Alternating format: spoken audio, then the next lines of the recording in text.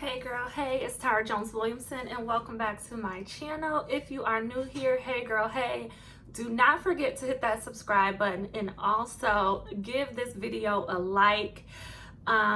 You probably have not seen my face in a while if you are returning. And that's because I go in and out of these spurts of creating content. We all go through that. And so I kind of, had quite a few things on my plate lately. If you follow me on all the other social media, especially my Your Pretty Pennies pages, you'll see that I've been doing a lot of work, been in demand for virtual workshops, in-person workshops, and so that's kind of like been the priority. And the one thing that I teach women is, you got to know what season you're in and you got to know what to prioritize. Like, you can do all the things, you just can't do all the things all the time. So yeah, today is Monday, July 15th, 2024, smack dab in the middle of summer. And your girl is going through a lot of transitions, and so my content might look a little different, what I'm highlighting, all that good stuff, but I'm here for it. I'm starting to embrace it. And not only that, one of my dearest best friends since the 7th grade, she passed away 2 mornings ago. And so I am grieving right now. So not only did the other transitions I was going through, on top of that this summer, I have to deal with that. And her birthday comes up on the 26th. And so that's going to be tough.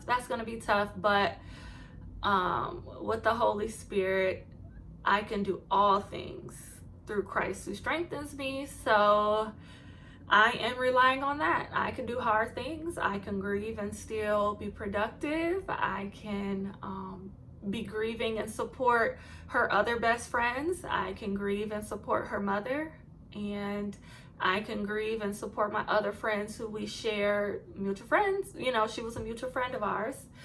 I don't want to say her name yet because I don't know who all knows yet. It's still very new.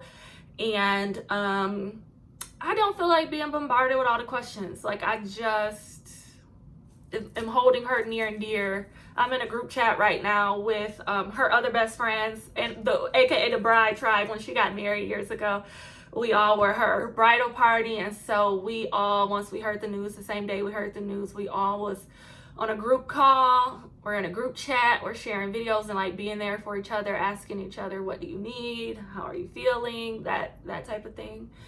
And she also has a husband and 2 children. And so, she has 2 girls. And so we are going to be there for them as well. So, yeah, that is kind of, heavy on my heart right now. But I felt led to, create a sit-down video today. And so I'm just leading with that creativity. As far as business, again, follow me everywhere at Your Pretty Pennies, and my website is yourprettypennies.com. I am a financial success coach, and right now I am offering the Financial Freedom Fast Track and also the Getting Good with Money book club. We are reading this book, Getting Good with Money by Tiffany Aliche, aka the Budgetnista. Such a good book. This is the second round I'm doing this book club. I've partnered with a local nonprofit here in Grand Rapids, Michigan, and they have contracted me to put on that book club. This is the second round that we're doing. And so even if you are watching this video, we have already had the first session. There's 2 more sessions to go. You can absolutely still join. And if you are in the Grand Rapids area, you can join and get a free copy of the book. So once you join the book club, you can drop in the, because we're using the book club's platform, like it's bookclubs.com platform.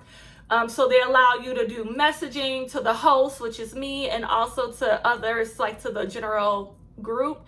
And so if you are in needing of the book and you're in the Grand Rapids area, I'll send you to who you can pick it up from. It is one of the leaders from 1,000 Families of Color. They're also giving out the book for free. So that has been really exciting. I actually partnered alongside of 1,000 Families of Color nonprofit as well for the Financial Freedom Fast Track.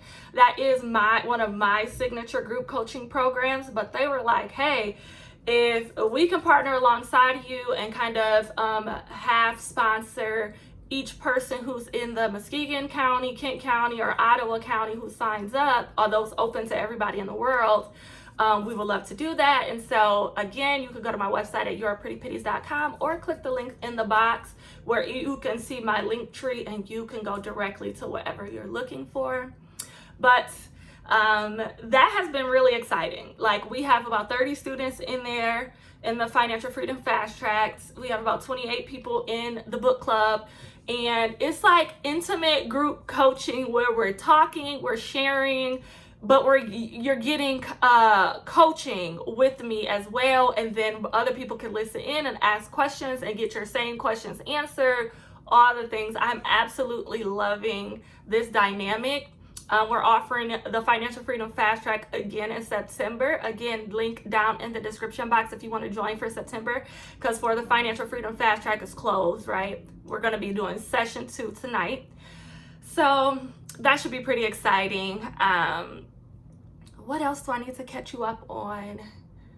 Oh, I have a list. I forgot. Health. That's another thing that I've been prioritizing right now is my health.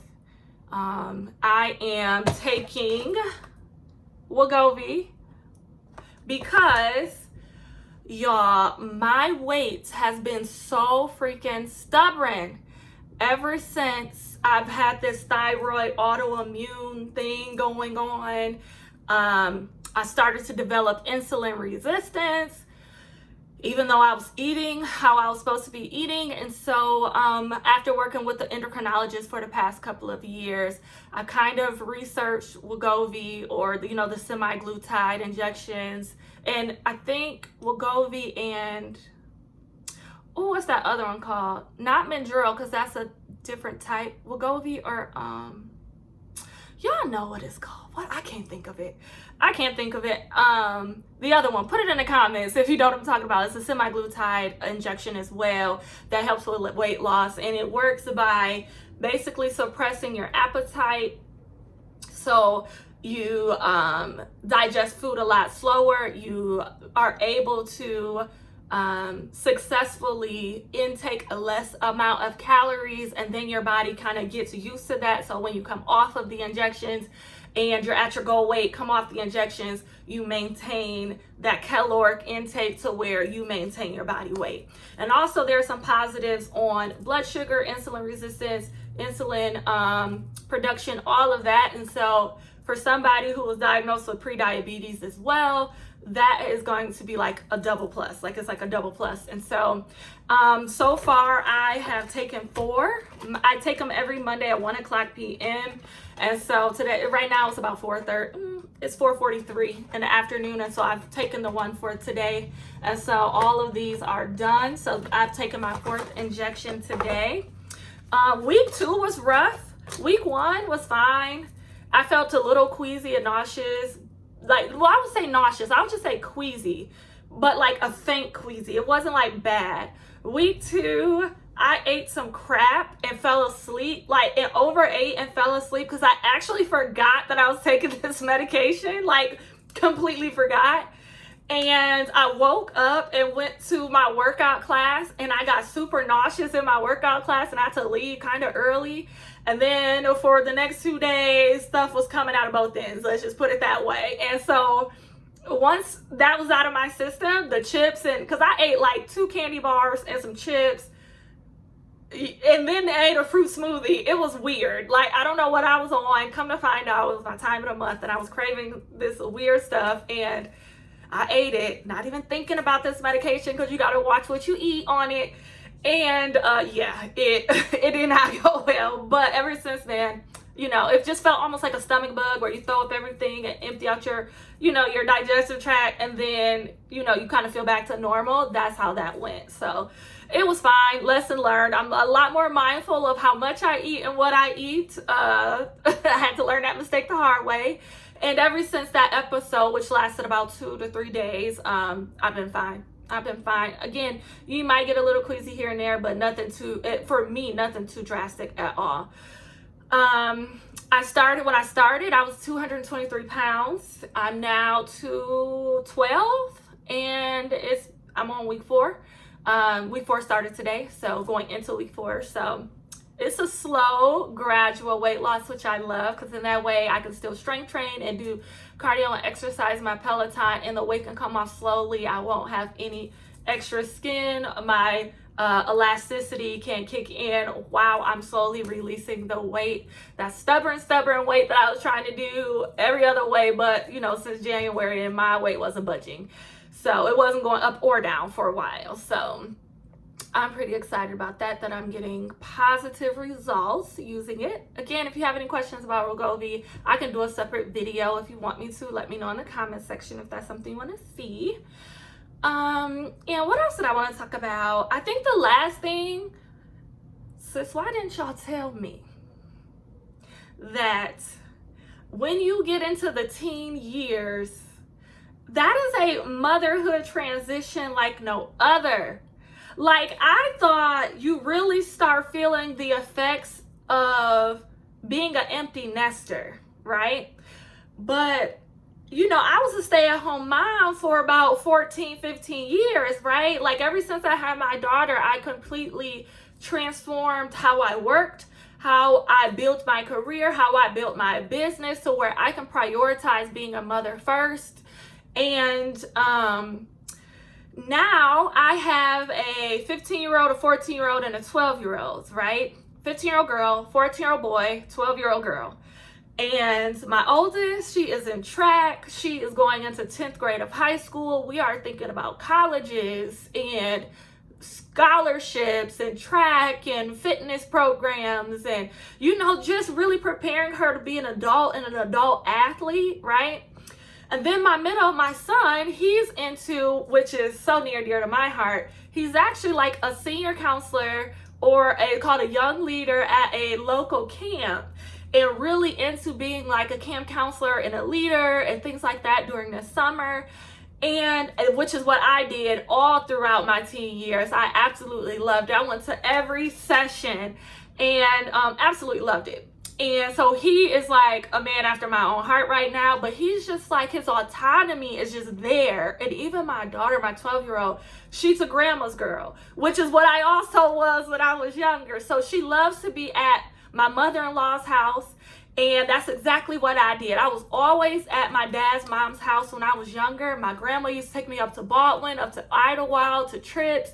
I would just be over there, wanted to spend a night for days at a time, never wanted to be at home with my siblings, And so I was like the only one that always went over there. And right now, everybody has like their own thing going on. And so I'm just sitting here twiddling my thumbs like, what am I needed for? What does motherhood look like for me? Like, how do I show up? Again, Taryn, my oldest, she's my biological daughter. The other two are my bonus children.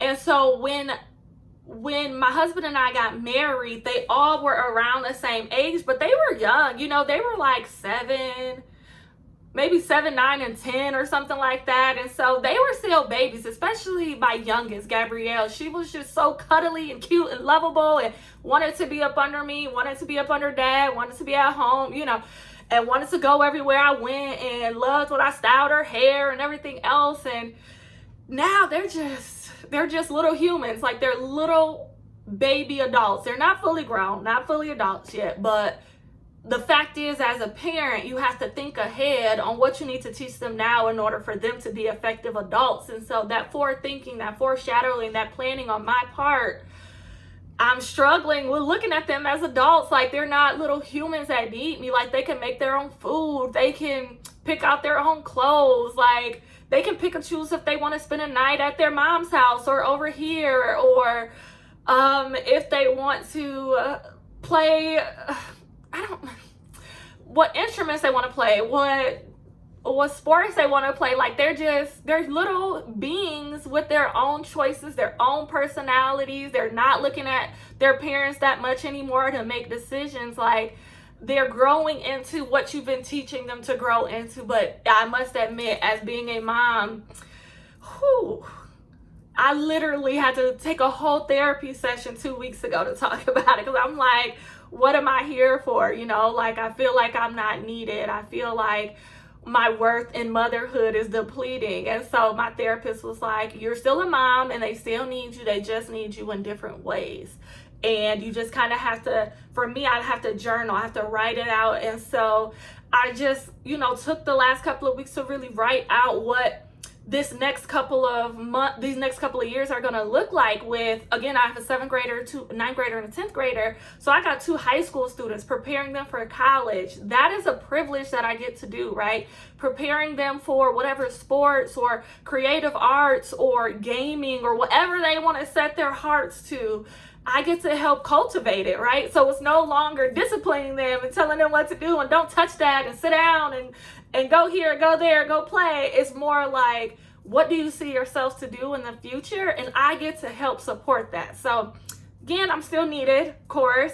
I'm still mom, but it just looks different. It just looks different. And they're all doing it at the same time. It's not like I get some littles to still cuddle and nurture like I've been doing while having teenagers. No, they're all in the same phase at the same time. And so, it was kind of a struggle for your girl, but it is what it is. So that is kind of what I've been up to.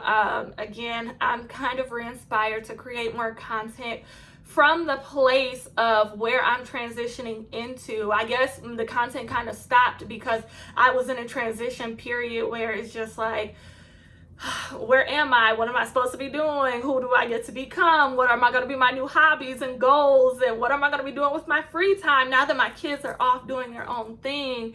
And, what do I get to do with them? What trips do I want to take with older kids now, right? Because that's going to look totally different. Vacationing is going to look different. Spring break is going to look different. Summer breaks are going to look different. So I guess I get a chance to re-explore myself, reinvent myself, and embrace this transition versus thinking about what I'm losing. My little squishy little kids. Because my son, he's eye to eye with me. My daughter, she's only a couple of inches shorter than me. And even my youngest, she's tall too. And it's just like, y'all not little babies anymore. Y'all like little men and women, like little pre-men and pre-women. Like, it's crazy. But yeah. So thank you so much for watching my little sit down video. Let me know in the comments what you have been up to and what you would like for me to touch on, especially if you have teens. I have a lot of tips and tricks about raising teens because although I'm struggling and like, where do I fit in motherhood? I'm having a blast with my teens. I'm not going to hold you. I love raising teens. I love all the ages. I just love being a mom. That's my first priority. Always will be, always have been. But yeah, let me know in the comments what would you like from me, and if you have any questions about anything I shared today, and I will talk to you in my next video. Bye.